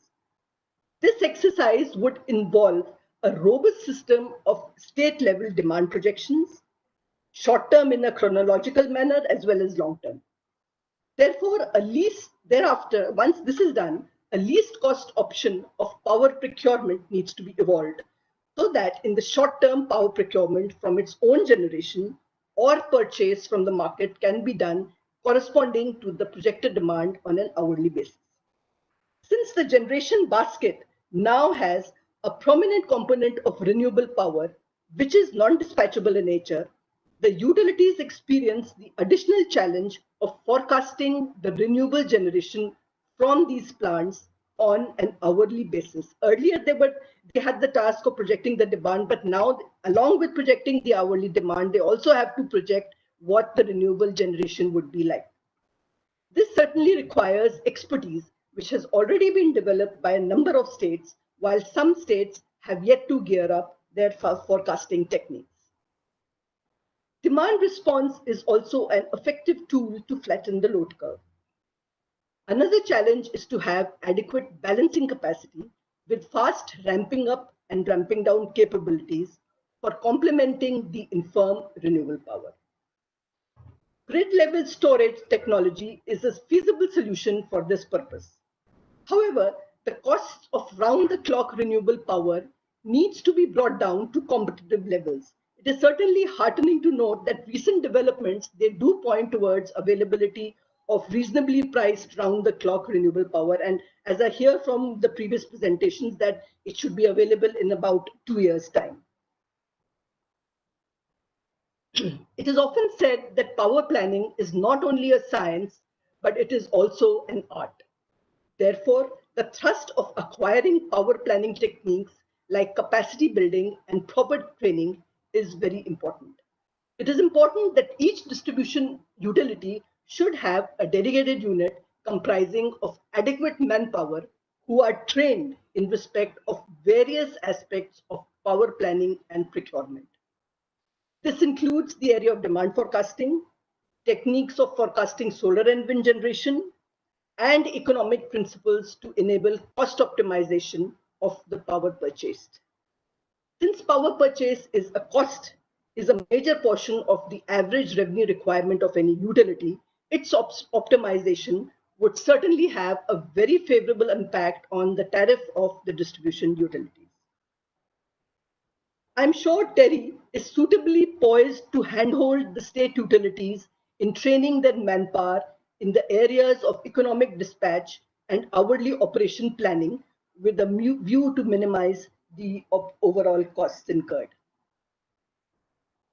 Another challenge before us today is the non-compliance of the RPO targets in some states, which is severely hampering the country's plan for development of renewable power plants. Till a time that round-the-clock renewable power is more expensive than coal-based plants, some states do not see any reason to purchase renewable power, but they procure cheaper power even at the cost of not fulfilling their RPO targets. This has a very adverse effect on the existing renewable capacity, the generation from existing renewable capacity, and also it sends discouraging signals to the market, thereby hampering setting up of new solar and wind-based capacity. This then negates the efforts and the plans to set up renewable capacity in the country. And to conclude, I would again like to congratulate TERI on the 2 reports which are being launched today, as they are of great relevance and significance in today's scenario. The challenge before us now is to translate these plans into realities. Thank you. Thank you very much, Mr. Mathur. I must say that we do look forward to taking this. I take your point on the need to build up capacity in the utilities, and through the distribution utilities forum that we support, it might be a good way to reach out to the utilities about the kinds of needs that they have. Thank you very much. Sumant, can I now move to you? You are the most popular person of the hour. You are the harbinger of change, whether it is the two successful bids in the recent past, or it is the discussions that you enabled at Davos. You have been the face of renewable energy, electricity growth in India. Sumant, can we request you to share your thoughts with us? Thank you so much, Dr. Mathur. And I'd like to thank you for coming out with the report, and TERI, of course, and also Lord Turner and the ETC for having contributed to coming out with and doing such useful work on the absorption of renewable energy up to 2030. I think that's one of the most critical questions, frankly. The government, of course, has already told them. And that target is very ambitious, as we all know. From a pure generation standpoint, of course, we can discuss whether it's doable or not, and I certainly have some views about that. But certainly for that target to be achieved, what is very critical is the absorption of that power into the grid. Because if that doesn't happen and there is any sort of curtailment, then that becomes one of the biggest disincentives for investments to happen in the sector. And so the study that you've done, which demonstrates that, or demonstrates how we can actually absorb so much renewable energy by 2030, and gives in some ways a roadmap for the government or to the government for on all the things that they need to do from their side to make sure that this target is achieved, I think is certainly very useful. And I, from my side, also commend both TERI and ETC for having done this very path-breaking and seminal work. The thoughts that come to my mind are the following: that technology in our sector is evolving very rapidly, and we have seen the results of some of that. Till literally 3 to 4 years ago, the conversation was about how much more expensive renewable energy was than the conventional power sector. Today, that is no longer a topic of conversation. Now the question is, in pure generation terms, both wind and solar, and particularly more solar, are significantly now lower cost. And so what are the additionalities that we can build in terms of other characteristics onto renewable energy that this reduction in pricing now allows us to do? And that is really where storage and all of these kinds of issues then begin to become very viable. This is not something that we could have anticipated literally 3 years ago. And I think, Dr. Mathur, you would recall that you and I would have various other panel discussions like this, and we would look into the future and talk about these kinds of issues, and we would wonder about what would happen. And the more brave amongst us would make these kinds of forecasts. And to some extent, there would be skepticism within the audience about what we were saying. But that reality has now come to pass. And that therefore has opened up this opportunity for us to see how we can actually manage the the big disadvantage of renewables, which is the intermittency factor. And so coming back to the issue of technology, therefore, I think technology will continue to evolve in the future as well. And therefore, the choices that we make today, and this is one of the big public policy conundrums in a sense, is that the choices that we make in public policy today ultimately stay with us for the next 20, 25 years, because we all know this is a capital intensive industry. And therefore, whatever projects we put up right now have to be amortized for a very long period of time. And if we end up making wrong choices today, we will have to live with those wrong investments for a considerable period of time. And therefore, it is very imperative, it is really imperative that the government makes the right policy choices. And given the evolution of technology, that makes it a lot harder. And I think what the government has done some very, very interesting things. And I think the minister took exactly the right attitude when he said that this is an adventure and therefore we have to experiment.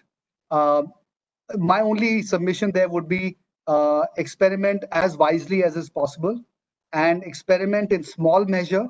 Do not experiment in situations where you're going to give away 10 to 12,000 megawatts of capacity on a single bid, because then that may lock you into very high tariffs for a very large quantity, which may not make sense literally 3 months, 6 months later. So that would be certainly one recommendation from my side to the government. The second is the decisions that the government makes on transmission charges and how that should work out is also going to be very critical to the rollout of renewables in the country. Very simply, if ISTS charges are loaded onto renewable energy capacities, then those renewable energy capacities will come up in very different parts of India, because it would not make sense for a state buying from, let's say, a project put up in Rajasthan, if in fact they're going to be charged a rupee or rupee 50 for that project being put up in Rajasthan. They'd rather than put it up in their own state and pay the 70, 80 paise or whatever amount more that would be required if they use intrastate transmission capacity. So as we think about the addition of another 370,000 megawatts of renewable energy capacity, the question around transmission is going to have a very big impact on where these actual capacities of renewable energy come up in India. And therefore, development issues are also obviously linked to that, as are job creation issues. So that's, I think, a very significant aspect. The third aspect, of course, is the issue of how do we broaden the value chain in renewables. Today, we've been looking at the IPP part of it mostly. And if you look at the total value addition in the IPP part, it's about a third of the total cost of a renewable energy project. 2/3 goes into the equipment, and in the case of solar, it's mostly solar modules, and wind, it's turbines, but there are a whole host of other things that go into it, but those are the two biggest components of the cost. Wind turbines, fortunately, we have a domestic manufacturing chain for that, so that's positive. But solar, which is where 2/3 of our renewable energy capacity is going to come from, if not 3/4, there, of course, we've been importing most of that. And so therefore, if we can indigenize this value chain, I think that certainly would be very, very useful, because there would be an investment of almost $200 billion or thereabouts in the next 10 years just on solar modules and other solar equipment. And so we have to make sure that that part of the value chain does get indigenized. And the government certainly is moving in that direction very, very strongly. And it appears to me that 10 years later, as I look forward now, what we could have actually is an industry where we have companies that are among the largest companies in the world in renewable energy, simply because our market is going to be among the largest in the world. Secondly, we will have a manufacturing and a back-end value chain that is going to be very robust, which can then be a really large exporter of products from India as well, and expertise as well. And so I think, as we look forward at 2030, there could be the development of a very large industry, which will actually dwarf a number of others, certainly in the infrastructure space in India. When I look at the total amount of investments required in the sector, we have to add another 370,000 megawatts to hit the government's target of 450,000, or let's say 360,000. And that coincidentally is equal to the entire installed capacity of our power sector today from all sources. And so we are in some ways trying to replicate in 10 years the capacity that we have as a nation set up from the dawn of our history in all parts of the power sector so far. So it's really a humongous task. It's cannot be underestimated. And my big fear is that it's such a large task. And when you look at issues around land acquisition, and if you look at issues around the physical execution of projects, we might fall short just purely because of the physical constraints on executing such a large amount of capacity. The other thing that might be a limitation is capital. We need almost half $1 trillion of capital to come into the sector. Today we are investing maybe about $10 billion every year. We'll soon be having to invest maybe $40-50 billion every year. And it is not clear to me where that capital is going to come from because domestic sector liquidity is constrained, foreign lenders are very limited. And so in some ways, the international community has to put their money where their mouth is.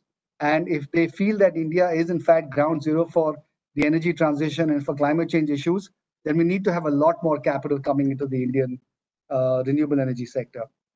So I think that there are a lot of obviously positives that are going to drive the growth of renewables, and therefore ensuring that the absorption into the grid is seamless, very, very critical. But there are also a number of other challenges that I mentioned, which will also have to get addressed as we go forward. Mrs. Mathur mentioned the issue of the DISCOMs, which of course we all know is one of the most critical issues that will also have to be dealt with. But nevertheless, I think grid integration is going to be one of the biggest challenges. And I think in that regard, the work that you all have done at TERI and at ETC is I think, a very strong, guideline for all of us and for the government, hopefully as well, that will make the integration much more seamless going forward. And so in that respect, I certainly thank all of you for having put this together and for having organized this whole forum. Thank you. So many, many thanks. I think about the 10 years from now, where we will be and what we will need. So thanks very much. You talked about the evolution of technology, and I'm wondering what the impact would be on the government's efforts. And all of us would like the domestic manufacturing to increase, but it does mean that you get locked into older technology, and that's something that we will come back to. Meanwhile, can I move to Dave Turk, who is the Acting Deputy Executive Director of the IEA? And, Dave, I don't want to push you into a particular direction, but one of the things we do want to learn is about energy transitions globally, and what is it that we can learn or can be provided as learnings from our experience. Dave, all yours. I also say before you start, we are getting close to the formal end of the webinar, which was 6:30 India time. We will extend it, and we are right now extending it by 20 minutes. So Dave, all yours. Well, thank you very much, Ajay, first of all, for inviting the IEA to participate, and me personally. It's always a pleasure to work with you and to be part of any event that TERI is organizing and that you yourself are chairing, Ajay. And a big congratulations to you and Thomas and the full TERI team for the excellent reports that you've launched and released today. Really very, very impressive. Certainly thanks also to all our India partners, including Minister Singh and Secretary Saha. As hopefully everybody knows, the IEA and India have a very, very strong partnership for many years now, and that's only been increasing in importance, certainly from the IEA side of things, and we look forward to that increasing even further over the next critical few years. So Ajay, as you suggest, I'll share some global numbers and some global perspective as well, focusing on COVID-19 impacts, but also the urgency of now, and really dovetailing with some of the things that Chairman Singh said in his comments as well, which I think was very eloquently put. First, COVID-19 impacts on energy globally, just to give a sense of how big of an impact, an unprecedented impact this is. 6% reduction in global energy demand. That is a huge reduction in global energy demand over the 2020 time period. And an even larger impact, a 20% reduction on investment throughout energy around the world that we're expecting in the 2020 time period. So these are pretty significant, quite unprecedented shocks to the system, if you want to think about it that way. All fuels are being impacted. Coal use significantly down in 2020. Oil use, of course, because of transport restrictions. Gas down. In fact, the only fuel that is going up, albeit more modestly than we would hope it to have gone up in 2020, is renewables. In fact, renewables has been the most resilient fuel of any fuel across the world so far in the COVID crisis. We do an assessment every year looking at 46 different sectors and technologies across the energy landscape. And when I say energy, I mean transport and industry, buildings, anything that uses energy. Of those 46 different sectors and technologies, only 6 of those are actually on track. Only 6 of those are doing what they need to do on an annual basis to get us collectively to significant air pollution reductions, our shared climate objectives, and also achieving universal electricity access. Of those 6, there's some very important ones for today's conversation. Solar PV, because of the cost reductions, because of Indian leadership, because of efforts in various other countries around the world, and a real credit to India, as was mentioned by the minister with the Solar Alliance in particular. Solar PV is one of those 46, or one of those 6 of the 46 that's actually doing its share to get us on track. Another one is electric vehicles.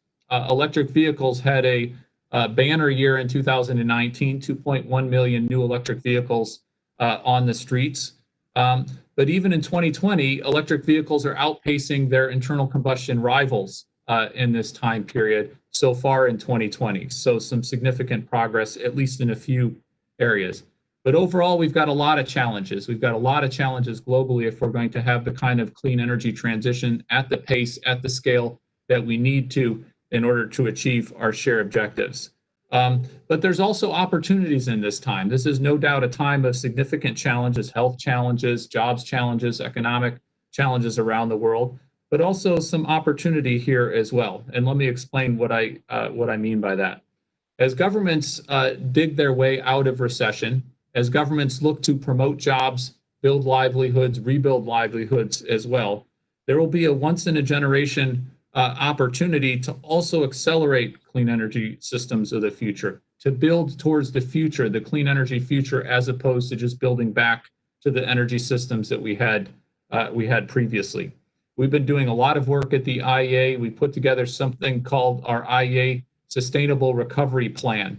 Let me just outline a few of the headline numbers there just to give you a sense of what's possible along these lines. First of all, it does come at a cost. It does come at a cost of increased investment, public investment, much of it private investment as well. $1 trillion a year over the next 3 years. That is a significant amount of money, but it's also only 0.7% of global GDP. So if you think of these numbers globally, if you think of the kinds of volumes of funding being spent around the world to again get economies back on track, it's a relatively modest amount of funding. What you get for that is significant GDP growth. In fact, these investments in energy allow you to get a 1.1% boost in GDP growth each year over the next 3 years. And that 1.1% is the global number. Developing economies actually receive a larger GDP growth than the advanced economies around the world. Energy systems so far, and over the course of 2020, we're estimating around the world will lose 6 million jobs throughout the energy space, oil jobs, electricity jobs, in a variety of different sectors. The plan at this cost would provide 9 million additional new jobs each year. So there's huge jobs opportunities in the energy space. Now, if you look at the different measures there, efficiency, Ajay, you'd be no surprise to you and to others who are efficiency experts. 40% of the measures that we explore, that we highlight in the Sustainable Recovery Plan, are efficiency measures. Buildings efficiency, transport efficiency, all sorts of efficiency improvements in the industrial complex. As our executive director, Fatih Birol, has called the efficiency measures here, it's a jobs machine. And again, thank you very much, Ajay, for your participation in our Global Commission on Energy Efficiency Action that came out with a very terrific set of recommendations. So 40% of the measures are in efficiency. Another 33% of the measures are in electricity. electricity generation, in particular, the renewables opportunities that, again, Chairman Sinha, Secretary Sinha were just both speaking about. And a significant part of that investment we're recommending in grids. In fact, what we would recommend as part of the Sustainable Recovery Plan is a 40% additional amount of investment in grids from countries, from the private sector each year going forward, to really have our grids provide the ability to balance, as Thomas so eloquently put in his presentation, to include the efficiency opportunities, the integration of renewables, and the importance of grids on that front. Let me just end on the urgency of now, and again, really dovetailing with what Chairman Sinha said. As we look back at previous economic recessions, all of them are different causes of recessions, different features of the recessions. But as we look back, what we see is quite common. And you take 2009 timeframe when we had the Great Recession is pretty indicative. There actually was a reduction in global emissions in 2009, relatively modest, 6 times more modest than the reduction we're actually seeing in global emissions in this particular recession caused by COVID, but a reduction nonetheless.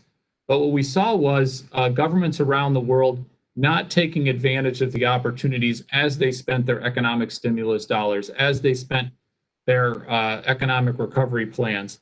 In fact, only 16% of the global investment on energy after the previous recession in 2009 went to clean energy technologies. The rest, 84%, went to other kinds of energy investment, other kinds of energy infrastructure, only 16% for clean energy technologies. And what we saw, no surprise, emissions came roaring back.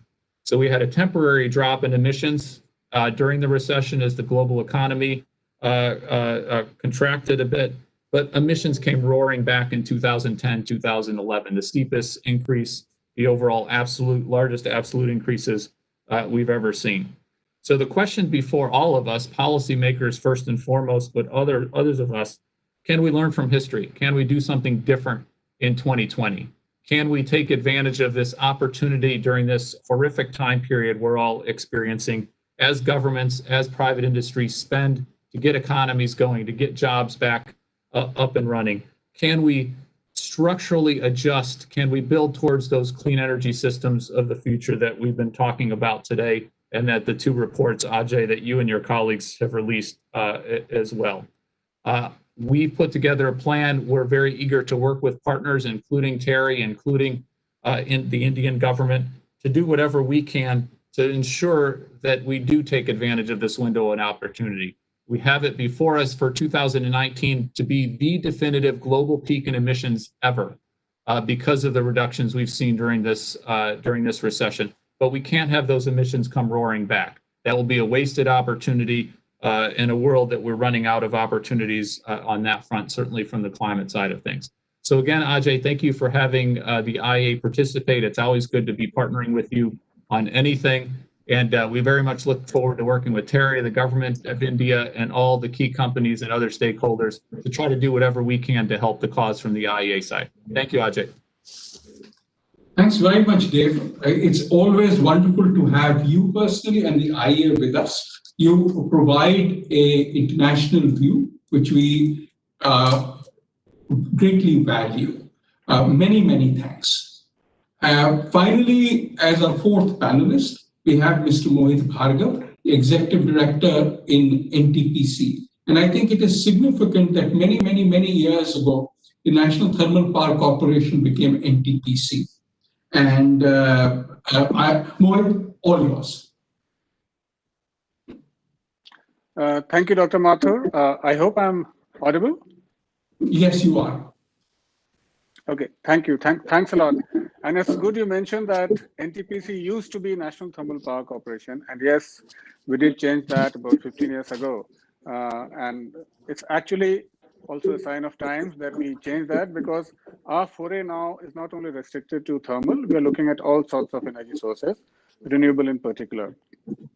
But first up, I'd like to compliment Dr. Mathur, yourself, Thomas, Mr. Saxena, and all the other people who were involved in these reports. Excellent reports, lots of work done.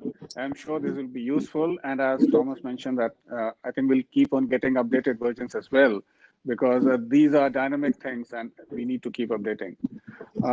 And obviously, I mean, there's nothing much to disagree in the report. VRE creates challenges, and the power system operations will become even more challenging. No doubt about that. But I'm quite sure, as the Honorable Minister mentioned, that our grid operator, POSOCO, and the power grids, they did an excellent job in April when we had the 9 minutes at 9 program, and we could see that we handled the flexibility then. But of course, what we're talking about now is going to be much bigger in terms of size and the changes and the flexibility required in the system. A couple of quick points. I think it's mentioned in the report that the integration for this level can happen at no extra cost. But of course, I think, as Thomas also mentioned, that some of the key things are still not considered. So one of the things I think Secretary Power mentioned in his report was the transmission charges. It's free as of now. Obviously, it won't remain free forever. So one of the things which comes into the play as far as the consumer is concerned is what is the delivered cost of power. So the cost of integration, when we look at it, it's not only what's the cost at the generator end, it's also the cost at which ultimately the buyer gets the power. So whether it's the cost of the transmission charges, it's the cost of balancing, it's the cost of actually developing the flexibility. Because I think Secretary mentioned very eloquently that currently only companies like us have the capability of going down to 55% technical minimum. On the other hand, most of the states, and I believe a lot of other IPPs as well, are still refraining or not going below 70%. So it's important that if we are looking at flexibility, the entire fleet is able to do a thing which is required of the grid. And this means practically every generating company, every generating unit should be able to come down to a much more reasonable. In fact, the report mentions about two shifting. That will be even more important for every generating unit to do that. Because a lot of these things will require investments. So when we look at trying to control the curtailment, we have a couple of quick suggestions, and we have made these at other forums as well. One is, if we are looking at dispatchability, why don't we link to environmental compliance? Because probably all of you know that the whole country is facing environment compliance requirements. And I find that many of the other generating stations, for reasons which, of course, they know much better than outside people do, are still not starting the work to attain environment compliance. And these are with respect not only to carbon dioxide, but for SOx, NOx, and so on and so forth. So it's important that at some point, even if whatever fossil fuel is used for generation, that should be compliant with whatever other latest norms by the Government of India. So we need to build that in, which will automatically give us some more flexibility in terms of what exactly is the capacity available. The other is also to take a step in terms of retiring inefficient capacity. Today, a lot of our plants, which have very high heat rate of the order of 3,000, 2,800, even 3,500, and they're also operating primarily because they're the cheapest. So we probably need to take a call that why not we take a decision to retire beyond a certain number. I mean, I could suggest 2,500 or 2,600 kind of heat rate. So, but that call can be taken by the government. CA, I believe, did a report a couple of years ago and had come out with a good number of units which could be actually retired. So that will give us another important leeway in terms of how much variability we need on the coal side. The other point is looking at the number of, the capacity. We are talking about 175 gigawatts now. The larger number is 450 gigawatts by 2030. So why don't we look at avoiding all these electrons going into the grid? Why not we start using these electrons to make molecules and use that to power the energy system? And one such system is hydrogen. And I believe Dave is here. IEA came out with an excellent report earlier this year, I believe late last year, on the future of hydrogen. So we need to look at hydrogen, and more specifically green hydrogen, in a very, very strong manner. We don't need to pump all these electrons into the grid, because that will create unnecessary variability and risk into the grid. Let's create green molecules, and let's use those green molecules. And hydrogen is very versatile. We all know it can be used for mobility, but it is also quite fit for hard-to-abate sectors, like steel, like even air, aviation, and a lot of work I believe is going on. And now what we understand is that a lot of work is also going on for using hydrogen as a storage. So we can use hydrogen for re-electrification. We could use hydrogen in some other forms. We could transport hydrogen much easily in terms of ammonia or green methane and so on and so forth. So hydrogen, we probably need to look at very closely. And I actually commend IEA for coming out with that excellent report.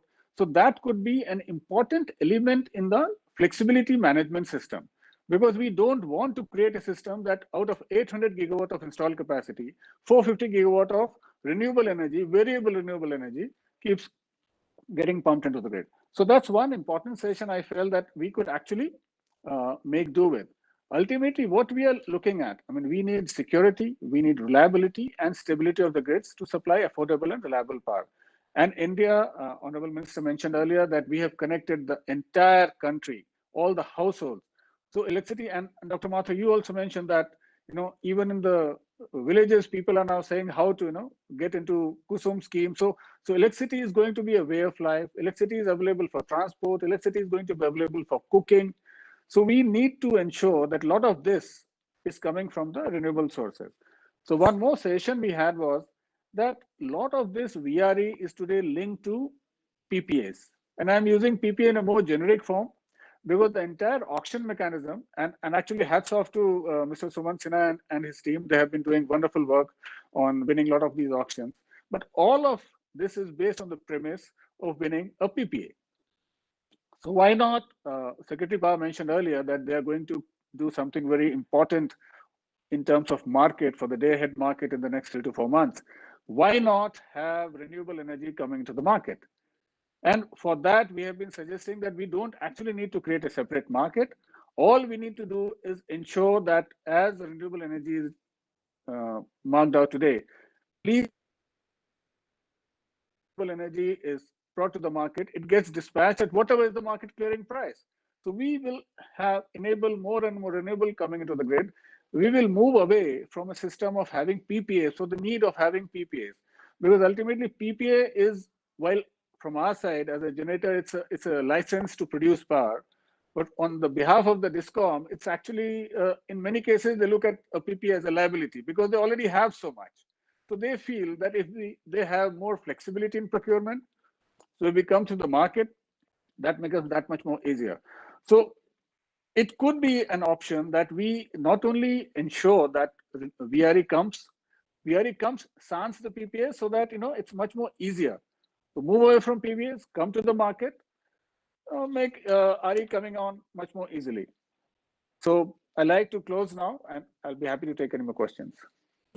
Thank you so much, Mohit. I think the issue that you have raised, both, actually everything that you have said, whether it is on environmental compliance and that being a trigger for dispatchability, or it is turning inefficient capacity, are important. But I think the emphasis on hydrogen, because of its multiple uses and its ability to use renewables during the day to generate it, provides it a value which is far greater than we would have thought earlier. I also think that the issue of bringing renewables into the market, into the daily market, is important. And obviously, if it is dispatchable, if it is a day ahead, it has got a lot more value than if it is put on a 15-second basis. I think that these are the ways in which we need to explore the kinds of instruments and policies that we have for us. We have received a lot of questions, but if I go through the questions, it's going to take another maybe half an hour. We unfortunately need to close. We had thought we would close like now, and what I would request everybody who has put up questions through the Q&A is that what we will do is put them in these questions to the panelists. We would request the panelists for their responses, which you would then put on the website so that we can share them with everybody. I want to thank obviously all the presenters, the panelists, the minister, the secretary. I also want to thank each and every one of you who has joined us here. We are extremely grateful for your interest. We want to make sure that this is a piece, these are pieces of work which continue to excite us, which continue to provide us with the raw material to be able to structure them into new ideas. As Mr. Bhargav just mentioned, we are looking at policy instruments that look at today's problems. We are also, as policy analysts, looking at problems that may arise tomorrow, and therefore what are the kinds of problems. We hope that the availability of these reports and the availability of the data in the public domain would spark a lot of interest and a lot of work that can help us move in this direction. So without further ado, let me thank all our guests. We will continue to focus on the work of the ETC. We are looking at a 2050 roadmap towards a low carbon electricity system, leading in 2060 to a zero carbon system. We are looking at externality assessments. We are looking at water neutral electricity production. We are looking at the issue of just transitions with a view to provide the kinds of discussions, the kinds of inputs that are needed to move these ideas forward and to put in the kinds of policy instruments that can help address and provide the right signals. Finally, I think I want to thank our team in TERI, which has made this happen, reached out to a large number of colleagues, and with them, I want to again wish you all an extremely pleasant future, COVID notwithstanding. Thank you very much.